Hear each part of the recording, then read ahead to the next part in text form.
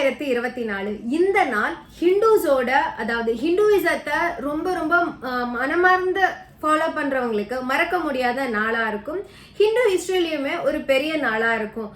இது ரெண்டும் இல்லாம பிஜேபியோட ஒரு மைல் ஸ்டோன் அப்படின்னே சொல்லலாம் இந்த நாள். அப்படி இந்த நாள்ல என்ன நிகழ்வு நடந்தது அப்படின்னா, இன்னைக்கு இந்தியா என்ன உலகம் முழுக்க இருக்கிற நிறைய பேருக்கு தெரிஞ்சிருக்கும். இந்த ராம் ஜென்ம பூமி அப்படின்னு சொல்லப்படுற அயோத்தியால அந்த ராமர் டெம்பிள் இனாகிரேஷன் தான் ஜனவரி 22, 2024 நடந்தது. இந்த 2024 ஜனவரி 22 இந்த இனாகிரேஷன் செரமனி நடந்தது இல்லைங்களா, அதாவது கும்பாபிஷேகம் நடந்தது இல்லைங்களா.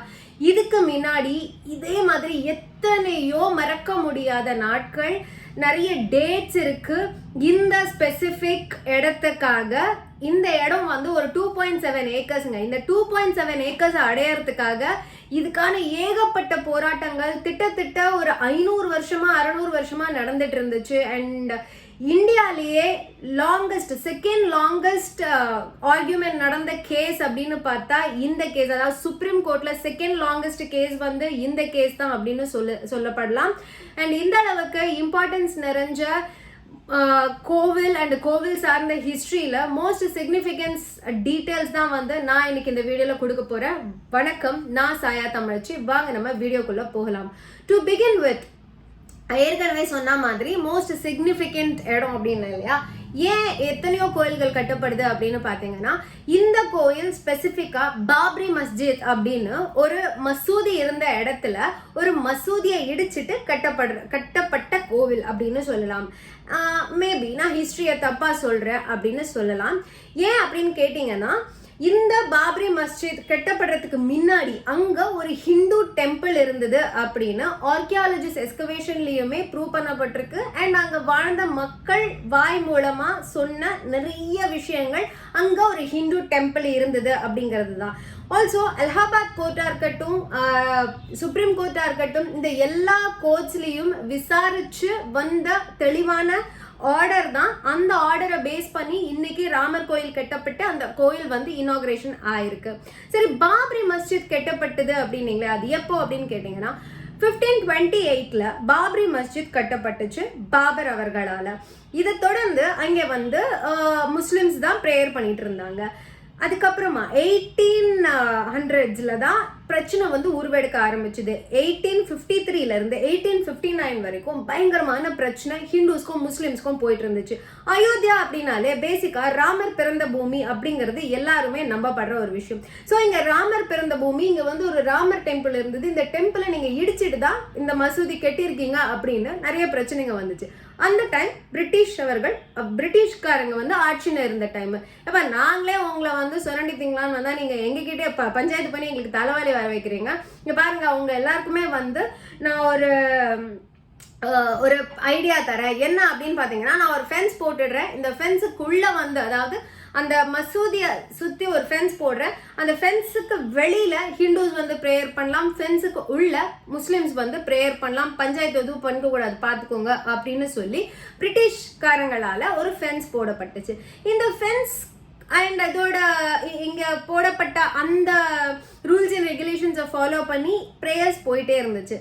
ஆனா இதுக்கப்புறமா 1949ல அகைன் பிரச்சனை பெருசாகுது. அது எப்பன்னு கவனிச்சிங்களா, 1947, அதாவது இண்டிபெண்டன்ஸ் நம்மளுக்கு சுதந்திரம் கிடைச்ச உடனே இந்த பிரச்சனை மறுபடியும் ஸ்டார்ட் ஆகுது. டு பி ஸ்பெசிபிக் 23/12/1949ல என்ன ஆகுது அப்படின்னு பாத்தீங்கன்னா, திடீர்னு காலையில மசூதியை திறந்தா உள்ள ஒரு ராமர் சிலை இருக்கு. இந்த சிலை வந்து இது ராமரோட பிறந்த பூமி அப்படிங்கிறதுனால ராமரோட சிலை தன்னால் உருவாயிருச்சு அப்படின்னு ஹிந்துஸ் கிளைம் பண்ணாங்க. ஆனா அப்ப மறுபடியும் முஸ்லிம்ஸ்க்கும் ஹிந்துஸ்க்கும் பெரிய பிரச்சனை நடக்குது, பெரிய கலவரம் வெடிக்குது. இதை தொடர்ந்து கவர்மெண்ட் அந்த ஏரியாவையே லாக் பண்ணி, இது வந்து ஒரு டிஸ்பியூட்டட் ஏரியா, இந்த ஏரியாவுக்குள்ள யாருமே போகக்கூடாது அப்படின்னு லாக் பண்ணிடுறாங்க. அதுக்கப்புறம் கேசஸ் வந்து பைலப் ஆக ஆரம்பிக்குது. 1950ல மஹந்த் ராம்சந்திர தாஸ் அப்படிங்கிறவர் எனக்கு வர்ஷிப் ரைட்ஸ் வேணும் அந்த இடத்துல அப்படின்னு சொல்லி கேஸ் போடுறாரு. 1959ல நிரோமி அக்ரா ஃபைல் பண்றாங்க, இந்த இடமே எங்களோடது தான், எங்ககிட்ட கொடுத்துருங்க அப்படின்னு கேட்டு. 1961ல முஸ்லிம்ஸ், அதாவது சுன்னி வக்ஃப் போர்டு, அவங்க வந்து கேஸ் ஃபைல் பண்றாங்க. இது வந்து பாப்ரி மஸ்ஜித் இருந்த இடம், ஸோ இருக்கிற இடம் எங்களுக்கு வந்து அந்த இடம் கொடுக்கப்படணும் அப்படின்னு கேசஸ் ஃபைல் பண்ணப்படுது. ஸோ இந்த கேசஸ் ஃபைட் நடந்துகிட்டே இருக்கு. அதாவது 1950ஸ்லேருந்து 1986 வரைக்கும் பேட்டில் நடந்துகிட்டே இருக்கு. 1986ல ஹைகோர்ட் ஆஃப் ஃபைசாபாத் வந்து ஒரு ஆர்டர் கொடுக்குறாங்க. என்ன அப்படின்னு பார்த்தீங்கன்னா, மஸ்ஜிதுக்குள்ள போய் ஹிந்துஸ் ப்ரேயர் பண்ணலாம் அப்படின்னு சொல்லி அந்த கவர்மெண்டால மூடப்பட்ட அந்த மசூதியை திறந்து விடுறாங்க. ஹிந்துஸ் எல்லாம் உள்ள போய் ப்ரேயர் பண்ண ஆரம்பிச்சு ஒரு 2-3 ஹவர்ஸ்ல மறுபடியும் பெரிய ப்ராப்ளம் வெடிக்குது. மறுபடியும் அந்த இடத்த டிஸ்பியூட்டட் ஏரியா அப்படின்னு சொல்லி கவர்மெண்ட் வந்து மூடிடுது அப்படின்னு தெரிஞ்சுக்கோங்க. 1989ல அட்ஜசன்ட் அந்த மசூதிக்கு அட்ஜசண்டா இருக்கிற இடத்துல இங்க வந்து ஒரு ஃபவுண்டேஷன் செரிமனி நடத்தப்படுது. நான் வந்து இங்க ஒரு ராமர் கோயில் கட்ட போறோம் அப்படின்னு சொல்லி அங்க ஒரு ஃபவுண்டேஷன் போடுறாங்க, அடிக்கல் நாட்டுறாங்க.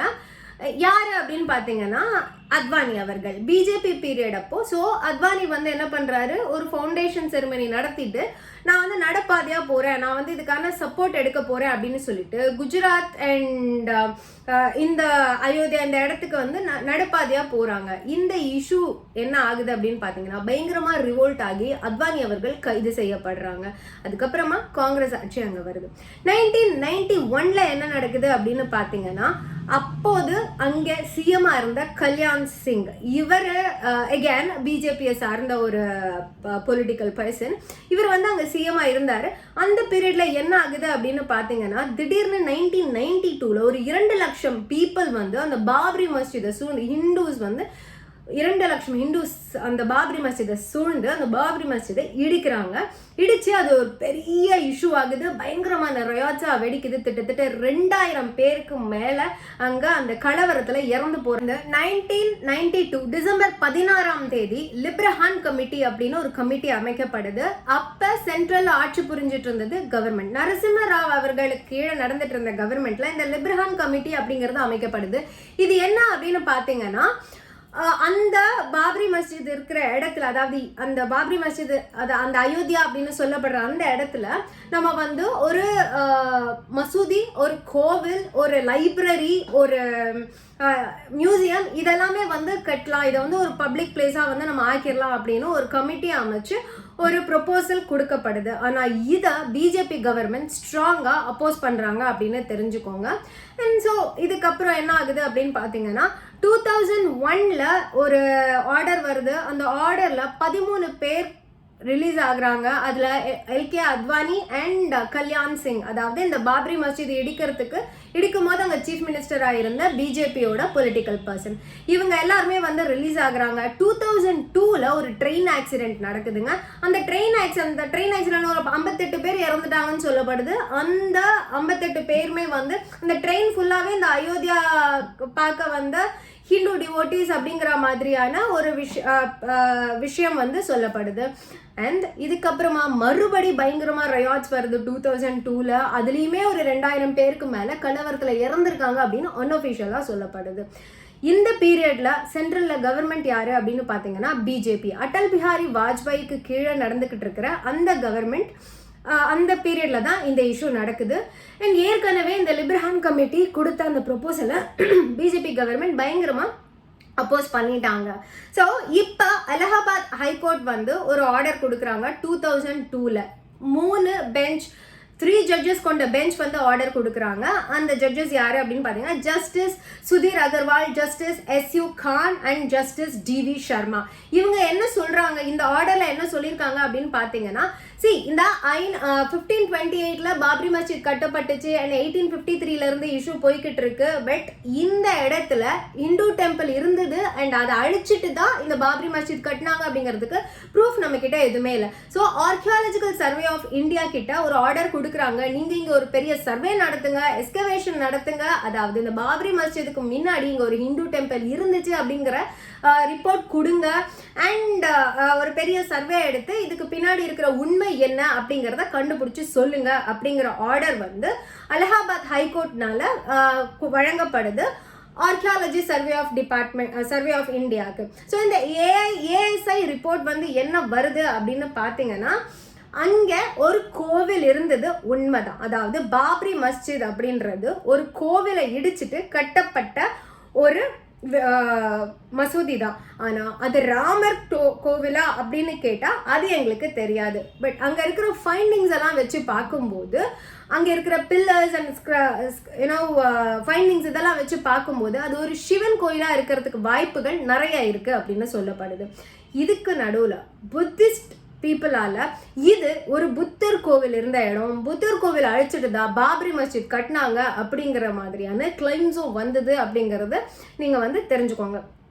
ஸோ பாப்ரி மஸ்ஜிதுக்கு முன்னாடி அங்க ஒரு கோவில் இருந்துச்சு. அது சிவன் கோவிலோ ராமர் கோவிலோ முருகர் கோவிலோ என்ன கோவிலோ இல்ல புத்த பிக்ஷுவோட இடமோ ஏதோ ஒன்று. பட் அங்க ஒரு வழிபடுற ஸ்தலம் இருந்துச்சு. அந்த ஸ்தலத்தை இடிச்சிட்டு தான் பாப்ரி மஸ்ஜித் கட்டப்பட்டுச்சு அப்படிங்கிறது இந்த சர்வே மூலமா ப்ரூவ் பண்ணப்படுது. Considering all the reports and all the evidence, Lucknow bench of Allahabad high court ஒரு ஆர்டர் கொடுக்குறாங்க 30th செப்டம்பர் 2010ல. என்ன ஆர்டர் அப்படின்னா, it was a landmark judgement அப்படின்னு சொல்லலாம். அந்த 2.7 ஏக்கர்ஸ்னு சொன்னேன் இல்லைங்களா, அதாவது அந்த பாப்ரி மஸ்ஜித் இருந்த அந்த அயோத்தியா ராம் ஜென்ம பூமின்னு கருதப்படுற அந்த இடம் வந்து 2.77 ஏக்கர்ஸ் இல்லைங்களா. இதை மூணா பிரிச்சு ஃபர்ஸ்ட் பார்ட்டை வந்து அந்த ராமர் கோவில், அதாவது எங்களுக்கு வர்ஷிப் பண்ற ரைட்ஸ் கொடுக்கணும் அப்படின்னு சொல்லி கேஸ் போட்டார் இல்லைங்களா, அவருக்கு வந்து அந்த ஃபர்ஸ்ட் பார்ட்டை கொடுத்துருங்க. அண்ட் செகண்ட் பார்ட் வந்து இந்த சீதா ரசோய் பந்த்ரா அண்ட் ராம் சபுர்தா இந்த இடத்த வந்து நிர்மோஹி அகாரா அவங்களுக்கு கொடுத்துருங்க. அண்ட் அந்த தேர்ட் பார்ட் வந்து இந்த மாஸ்க் கட்டுறதுக்காக சுனி வக்ஃப் போர்டுக்கு கொடுத்துருங்க அப்படிங்கிற மாதிரி ஒரு ஆர்டர் 2010ல வழங்கப்படுது. அலகாபாத் கொடுத்த இந்த கோர்ட் ஆர்டரை 9th May 2011 அன்னைக்கு சுப்ரீம் கோர்ட் வந்து ஸ்டே ஆர்டர் கொடுத்து நிறுத்தி வைக்கப்படுது அப்படின்னு தெரிஞ்சுக்கோங்க. அடுத்து February 2016ல சுப்பிரமணிய சுவாமி ஒரு கேஸ் ஃபைல் பண்றாரு சுப்ரீம் கோர்ட்ல. இந்த கேஸை விசாரிச்ச ஜஸ்டிஸ் JS கெஹர் என்ன பண்றாரு அப்படின்னு பாத்தீங்கன்னா, இந்த டிஸ்பியூட்டை ரெண்டு பார்ட்டியும் உட்கார வச்சு பேசி முடிக்க பாருங்க, டிஸ்கஷன் பண்ணுங்க, ரெண்டு ரிலேட்டட் பார்ட்டிஸையும் உட்கார வச்சு டிஸ்கஸ் பண்ணுங்க அப்படின்னு சொல்றாங்க. டில் டிசம்பர் 2017 கிட்டத்தட்ட 32 அப்பீல் போடப்பட்டுச்சு இந்த அலகாபாத் கோர்ட்டோட ஆர்டரை எதிர்த்து அப்படின்னு அப்பீல் பண்ணி அப்படின்னு தெரிஞ்சுக்கோங்க சுப்ரீம் கோர்ட்ல. இந்த கேசஸ் எல்லாத்தையும் விசாரிக்க ஆரம்பிச்ச சுப்ரீம் கோர்ட் என்ன பண்றாங்க அப்படின்னா, ஆக்சுவலி இந்த கேசஸ் எல்லாம் விசாரிச்ச அந்த 5 பெஞ்சஸ் கொண்ட ஜட்ஜஸ் யார் அப்படிங்கறது இப்ப நான் சொல்லிடுறேன். இந்த விசாரணைகள் ஜனவரி 2019ல ஸ்டார்ட் பண்ணப்பட்டுச்சு. அண்ட் அந்த 5 ஜட்ஜஸ் கொண்ட பெஞ்சஸ் யாருன்னு பாத்தீங்கன்னா, justice Ranjan Gogoi, justice Sharad Arvind Bobde, justice DY Chandrachud, justice Ashok Bhushan, justice S Abdul Nazeer. இவர்கள் 5 பேர் கொண்ட அந்த பெஞ்ச் வந்து இந்த கேஸை விசாரிக்க ஆரம்பிச்சு ஒரு மீடியேஷன் நடத்தணும் அப்படின்னு சொல்றாங்க. அந்த மீடியேஷன் வந்து retired justice FMY Kalifulla, Sri Ravi Shankar, senior advocate Sriram Panchu, இவங்க 3 பேரையும் மீடியேஷன் பேனலா அமர்த்தி ஒரு மீடியேஷன் நடத்தணும்னு சொல்லப்படுது. மீடியேஷன் பேனலோட ரிப்போர்ட் வந்து May 2019ல மீடியேஷன் பேனல் அவங்களோட ஃபைனல் ரிப்போர்ட்டை சப்மிட் பண்றாங்க. அதுக்கப்புறம் 40 நாள் இந்த ஹியரிங் போது 6th ஆகஸ்ட்ல இருந்து 14th அக்டோபர் வரைக்கும் டெய்லி 40 days தொடர்ந்து இந்த கேஸோட ஆர்கியூமெண்ட்ஸ் சுப்ரீம் கோர்ட்ல போய்கிட்டு இருந்துச்சு. இதுக்கப்புறம் ஜட்ஜஸ் அவங்களோட ஆர்டர்ஸை ரிசர்வ் பண்ணிடுறாங்க. நிர்மோஹி அகாரா அவங்க சைட்ல இருந்து கொடுக்கப்பட்ட சப்மிஷன்ஸ் என்ன அப்படின்னு பாத்தீங்கன்னா, இன்னர் கோர்ட் யார்ட் வந்து எங்களோடது அண்ட் அந்த பொசிஷன் எங்களுக்கு கொடுத்துடணும் அப்படிங்கிறது. சுன்னி வக்ஃப் போர்டு அவங்களோட சப்மிஷன்ஸ் என்னவா இருந்துச்சு அப்படின்னு பாத்தீங்கன்னா, 1949ல ராம் டெம்பிள கொண்டு வந்து ராம் ஐடியால கொண்டு வந்து உள்ள வச்சது ஒரு இல்லீகல் ஆக்ட். அண்ட் அந்த இன்னர் கோர்ட் யார்டு எங்களுக்கு கொடுக்கப்படணும் அண்ட் எங்களோட பாப்ரி மஸ்ஜித் வந்து ரீகன்ஸ்ட்ரக்ட் பண்ணப்படணும் அப்படிங்கிறது. ராம்லீலா விராஜ்மான் அவர் ராம் லாலா விராஜ்மான் அவரால் கொடுக்கப்பட்ட சப்மிஷன்ஸ் என்ன அப்படின்னு பார்த்தீங்கன்னா, அங்கே எப்பவுமே ஒரு ராமர் கோவில் இருந்துட்டு இருந்துச்சு. 1949 இருந்து அந்த இடம் எங்களோட கண்ட்ரோலில் இருந்துச்சு. அண்ட் ஏஎஸ்ஐ ரிப்போர்ட் அதோட ஃபைண்டிங்ஸ் வந்து எங்களுக்கு ஆடட் அட்வான்டேஜ், அங்கே ஒரு டெம்பிள் இருந்ததுக்கான ப்ரூஃப் இருக்குது அப்படிங்கிறது தான். இந்த 3 பேரோட சப்மிஷன்ஸ், ஆர்கியூமெண்ட்ஸ் இது எல்லாத்தையுமே கருத்தில் கொண்ட supreme court and also findings, ஏஎஸ்ஐயோட ஃபைண்டிங்ஸ், எவிடன்ஸ் இது எல்லாத்தையுமே பேஸ் பண்ணி ஒரு ஜட்ஜ்மெண்ட் வழங்குறாங்க. என்ன அப்படின்னு பார்த்தீங்கன்னா, இந்த 2.77 ஏக்கர்ஸ் இருக்கு இல்லைங்களா, அது ஹிந்துஸ்க்கு ஹிந்துஸ்க்கான இடம் தான். அங்கே ஒரு கோவில் இருந்தது அண்ட் அதை இடித்து மசூதி கட்டப்பட்டது உண்மை அப்படிங்கிறதுனால இந்த இடத்த ஹிந்துஸ்க்கு கொடுக்குறோம். இந்த மாதிரி ஆர்டர் வழங்கப்படுறதன் மூலம் அலகாபாத் ஆர்டர், ஹைகோர்ட் கொடுக்கப்பட்ட அந்த இடத்த 3ஆ பிரிக்கணும் அப்படிங்கிற ஆர்டரை வந்து ஸ்கிராப் பண்ணுறோம். அது வந்து நாட் சஸ்டைனபிள் அப்படின்னு சுப்ரீம் கோர்ட்டால் அந்த ஆர்டரை வந்து ரூல் அவுட் பண்ணப்படுது. அண்ட் இந்த பிளேஸ் ராமர் கோவில் கட்டுறதுக்கான இடம், ஹிந்துஸ்க்கு வழங்கப்பட வேண்டிய இடம் அப்படின்னு கோர்ட் வந்து ஆர்டர் கொடுக்குது. இது மட்டும் இல்லாமல் இதுக்கு ஈக்குவலண்ட்டாக இதோட டபுள் த அமௌண்ட்டாக, இது வந்து 2.77 ஏக்கர்ஸ்னு சொன்னேன் இல்லைங்களா, இதுக்கு டபுள் த அமௌண்ட்டாக அதே அயோத்தியா ஜூரிஸ்டிக்ஷனுக்குள்ள முஸ்லிம்ஸ்க்கு வந்து மசூதி கட்டுறதுக்கான இடம் கொடுக்கப்படும். ரொம்ப தள்ளி கிடையாது, இதே ஜூரிஸ்டிக்ஷனுக்குள்ளவே, அதாவது இந்த இடத்துக்குள்ளவே இந்த 2.77 ஏக்கர்ஸ் எப்படி வந்து நாங்கள் ராமர் கோயில் கட்டுறதுக்கு கொடுக்குறோமோ அதை விட டபுள் த அமௌண்ட் இருக்கிற நிலப்பகுதியை மசூதி கட்டுறதுக்கு முஸ்லிம்ஸ்க்கு உடனே வழங்கப்படணும், இப்பவே வழங்கப்படணும் அப்படின்னு சொல்றாங்க. அண்ட் இந்த டெசிஷன் சுப்ரீம் கோர்ட்டால வழங்கப்படுது அப்படின்னு தெரிஞ்சுக்கோங்க. ஸோ இந்த ஆர்டர் வந்து ரொம்ப ஒரு பெரிய லேண்ட்மார்க் ஜட்ஜ்மெண்ட் அப்படின்னே சொல்லலாம். இதை தொடர்ந்து தான் இந்த ராமர் கோவில் அடிக்கல் நாட்டு விழா வந்து 2020 நடந்துச்சு. அண்ட் இன்னைக்கு 2024 ஜனவரி 22 பார்த்தீங்கன்னா இந்த ராமர் கோவில் கட்டப்பட்டு அதோட இனாகிரேஷன் வந்து நடக்குது. அண்ட் இந்த இனாகிரேஷன் அப்போ கீ ஃபேக்டர்ஸ் என்ன அப்படின்னு பார்த்தீங்கன்னா, 3 ஸ்டோரி டெம்பிள், அந்த ஆர்கிடெக்சர், அந்த ராமர் கோவிலோட ஆர்கிடெக்சர் வந்து 3 ஸ்டோரி டெம்பிள். அண்ட் இது வந்து நகரா ஸ்டைல், அதாவது ட்ரெடிஷ்னல் நகரா ஸ்டைலில் வந்து இந்த கோவில் வந்து கட்டப்பட்டிருக்கு. பிங்க் சாண்ட்ஸ்டோனால இந்த கோவில் வந்து கோவிலோட பில்லர்ஸ் எல்லாம் வந்து அமைக்கப்பட்டிருக்கு அப்படிங்கிற மாதிரி நிறைய விஷயங்கள், நிறைய all you will have to know about this temple அப்படின்னு நிறைய பாயிண்ட்ஸ் வந்து எடுத்து வைக்கப்படுது. நிறைய ஆர்கிடெக்சரல் ஃபேக்ட்ஸ் அப்படின்னு தெரிஞ்சுக்கோங்க. கிட்டத்தட்ட 1800 கோடி இந்த கோவிலை கட்டுறதுக்காக செலவு பண்ணப்பட்டிருக்கலாம் அப்படின்னு சொல்லப்படுது. இது உண்மையா போயான்னு எனக்கு தெரியாது. பட் தென் கோவில் இருந்த இடம், கோவிலை இடிச்சுட்டு மசூதி கட்டின இடம், ஏன்னா இன்னைக்கு மசூதியை இடிச்சுட்டு கோவில் கட்டுற இடம். எனிவே அங்கே ஒரு வர்ஷிப் ஸ்தலம், அதாவது வழிபடுற ஸ்தலம் இருந்தது. அதை ஒரு மதத்தை சார்ந்தவங்க இன்னொரு மதத்தை சார்ந்தவங்க இடிச்சுட்டு அவங்க மதத்தை சார்ந்த ஒரு வழிபாடு ஸ்தலத்தை கட்டிக்கிறாங்க அப்படிங்கிறது உண்மைதான். இது வந்து ஒரு சொசைட்டி சம்பந்தப்பட்ட இஷ்யூ. இதை கோர்ட்டுக்கு போய் சுமூகமாக முடிச்சிருந்திருக்கலாம், மீடியேஷன் சென்டரில் உட்காந்து முடிச்சிருந்திருக்கலாம், 2 மத தலைவர்கள் சேர்ந்து உட்காந்து பேசிய முடிச்சிருந்திருக்கலாம். பட் இதுக்கு நடுவில் நிறைய பொலிட்டிக்கல் இஷ்யூஸ் வந்ததுனாலையோ, பொலிட்டிக்கல் பார்ட்டிஸ் இன்வால்வ் ஆனதுனாலையோ நிறைய உயிர்கள் போயிடுச்சு அப்படிங்கிறது எனக்கு ஒரு சின்ன உறுத்தல்.